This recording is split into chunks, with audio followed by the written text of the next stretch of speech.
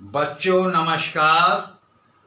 अब न मैं हूँ न वाकिफ हैं ज़माने मेरे, फिर भी शहर में मशहूर हैं अफसाने मेरे। जिंदगी है तो नए दोस्त भी मिलेंगे, क्योंकि अभी भी बाकी हैं कई दोस्त पुराने। Time and tide wait for none, वक्त और दरिया का चढ़ाव कभी किसी का इंतजार नहीं करता है। आज वक्त है, हम पढ़ा रहे हैं, तुम पढ़ रहे हो। वक्त की स्पीड बहुत तेज है। टाइम इज चेंजेबल, समय परिवर्तनशील है। समय की गति को पहचानो। 2019 क्या थी और 2020 क्या हो गई।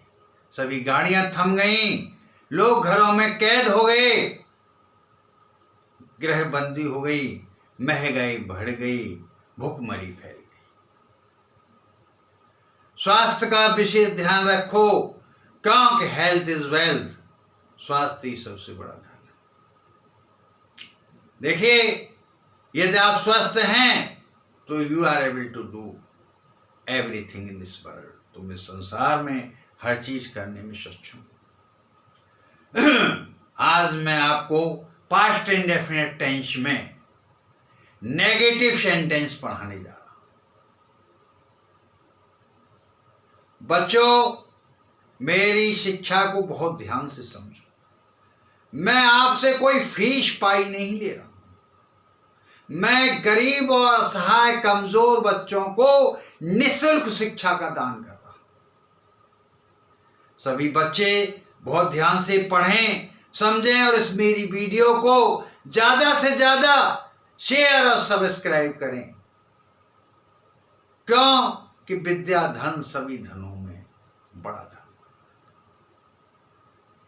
इसको जितना दान करोगे उतनी ही इसमें वृद्धि होगी। इसलिए आपसे मेरा हाथ जोड़ के निवेदन है कि इस मेरी वीडियो को ज्यादा से ज्यादा शेयर और सब्सक्राइब करें। जैसा आप जानते हैं, पास्ट इंडेफिनिट टेंस मैंने कल अफर्मेटिव सेंटेंस पढ़ाया था, उसमें वर्ब का सेकंड फॉर्म आता है। नेगेटिव सेंटेंस में सेकंड फॉर्म नहीं आता है। नहीं के लिए डिड नॉट का प्रयोग करते हैं, और जब नेवर आता है तो डिड का प्रयोग नहीं। उस स्थिति में सेकंड फॉर्म आता है। देखिए, इसका जब पैसिव वॉइस बनाते हैं तो एक्टिव वॉइस में मैंने बताया कर्ता प्रधान, और पैसिव वॉइस में कर्म प्रधान होता है। तो पैसिव वॉइस में कर्ता plus helping verb was, singular subject के साथ वाज और प्लूरल सब्जेक्ट के साथ वर्ब, प्लस वर्ब का थर्ड फॉर्म लगाएंगे, प्लस बाय प्लस ऑब्जेक्ट लगाएंगे। समझ में बच्चों? सब्जेक्ट ऑब्जेक्ट मैंने आपको अच्छी तरह से कल पढ़ा दिए थे। और अगर आप चाहो तो मैं आज भी बता दूं, है कुछ नहीं। देखो, सब्जेक्ट और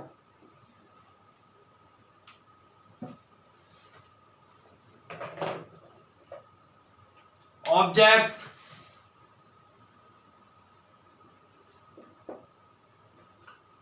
आई, सब्जेक्ट है, ऑब्जेक्ट होगा मी। क्या होगा बच्चों? मी होगा। आई सब्जेक्ट है तो ऑब्जेक्ट होगा मी। और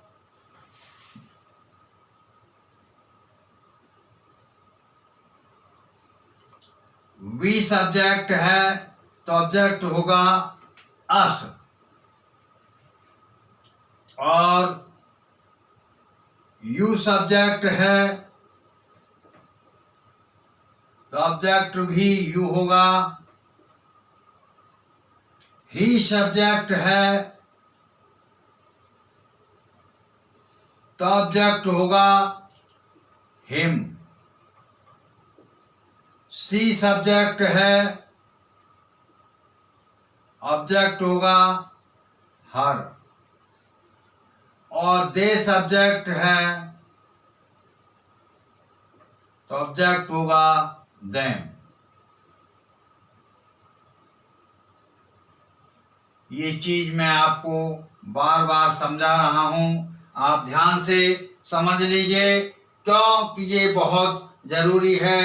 जब तक आप सब्जेक्ट ऑब्जेक्ट की जानकारी नहीं रखेंगे तब तक आप वाक्य में एक्टिव से पैसिव नहीं बना पाएंगे। देखिए, पैसिव वॉइस का फॉर्मूला है subject plus was oblique were plus not oblique never plus be third plus Y plus object. Active voice she did not help me, तो मी यहां क्या है? ऑब्जेक्ट, यहां हो जाएगा subject. I was not, help का third form help by, she का क्या बताया मैंने?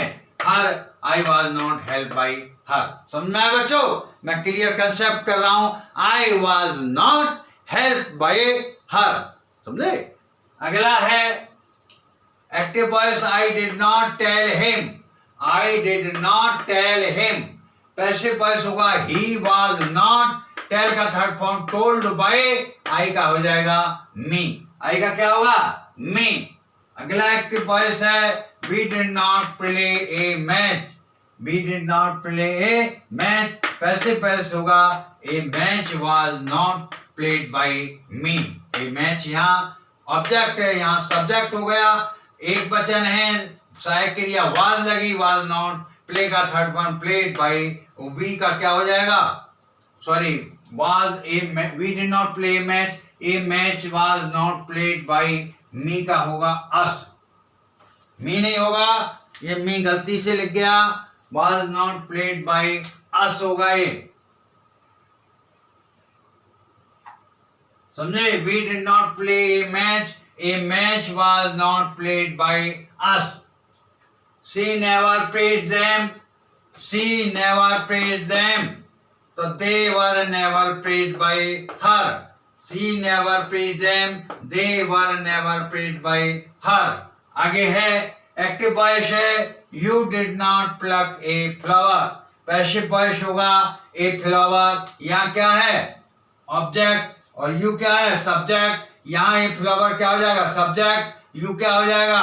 Object. A flower was not plucked by you.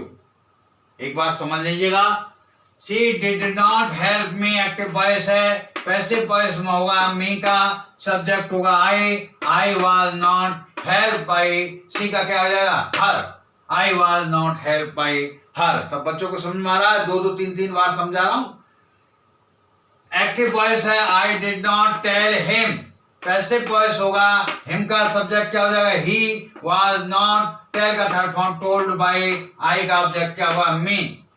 Active voice है we did not play a match, passive voice हो जाएगा ए मैच, यहाँ ऑब्जेक्ट है, यहाँ सब्जेक्ट हो जाएगा वाई नॉट, प्ले का third form played by us.